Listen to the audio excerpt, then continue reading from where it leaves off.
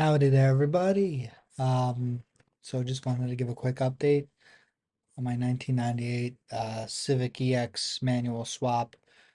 The clutch had to be changed, and the master and slave cylinder also needed to be changed.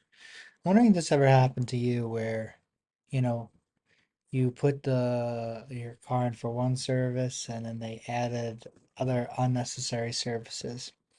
I got the car serviced at my local Amco in in New York, and what I wanted the car to be repaired for was a master and slave cylinder job to have them check the system and see if the clutch would engage if they changed both the master and the slave.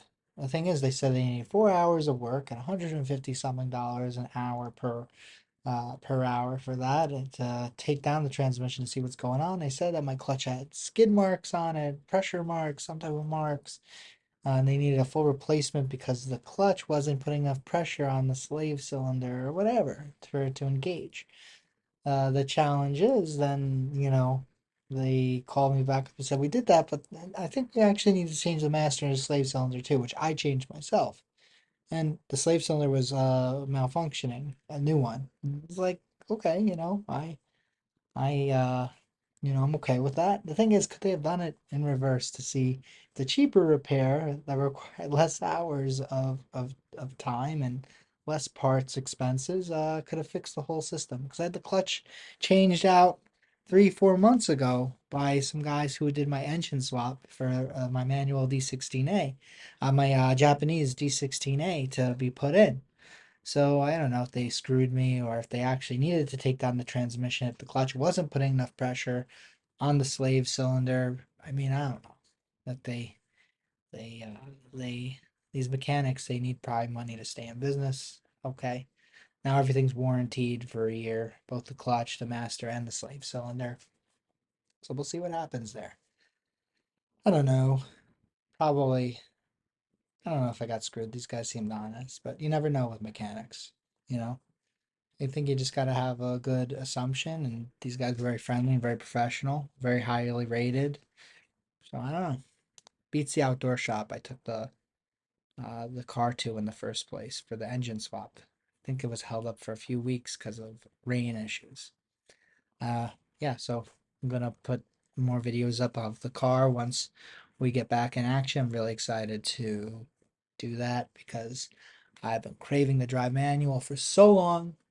I've been driving my Charger like a maniac in Tektronix manual mode, and with the with the not cruise control, with the stability assist off, and I was doing it in my wife's Civic 2021 in sport mode. I had it off. I was driving her car, which is a CVT, but once you put it in sport and there's no traction assist, it's actually very fun to drive. You get all the right noises, you get the right feel. There's some G's when you accelerate pretty hard. The Honda makes a pretty good CVT, very, very good and snappy pickup. I think it's 2 gear CVT with overdrive.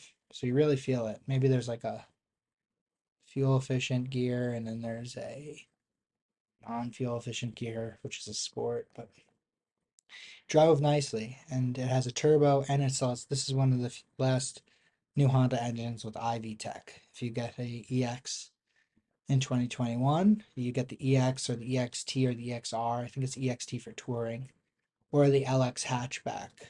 You have IV Tech 1.5 liter 4 cylinder. So later, I gotta go to work.